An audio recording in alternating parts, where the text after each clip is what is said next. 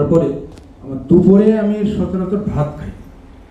ওই দিনে গতকালকে আমি দুপুরে ভাত খাইনি, এবং গতকালকে এইচএসসি রেজাল্টও হয়েছে, আমার মেয়ে ইনশাআল্লাহ গোল্ডেন এ প্লাস পেয়েছে, এবং সে মোটামুটি এসএসসি সে ভালো রেজাল্ট করছে।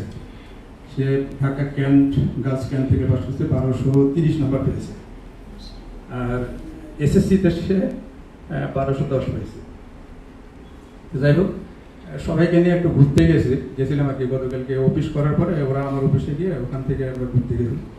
আমি দুপুরে কালকে একটা জিনিস চিন্তা করছি যে ডায়াবেটিস হইলে পরে একটা ব্যক্তি যখন মনে করেন যে খিদে লাগে তখন কিন্তু ধীরে ধীরে তার মাথা ঝিমঝিম করে, তারপরে মনে করেন যে পড়ে যাওয়ার মতো ভাব হয়ে যায়। কিন্তু আমি এই ডিগ্যারটা গত 1.5 মাস হলো খাচ্ছি। খাওয়ার পরে আমার একটা জিনিস উপকার হয়েছে, যেটা হলো যে ডায়াবেটিস খিদে লাগার পরও মাথা ঝিমঝিম করে না, কিন্তু পড়ে যাওয়ার মতো ভাবটাও হয় না, কিন্তু সুগার লেভেলটা 6-এর নিচে আসে না। এমনিতে যারা ডায়াবেটিস সকালে রাত্রে ওষুধ খায়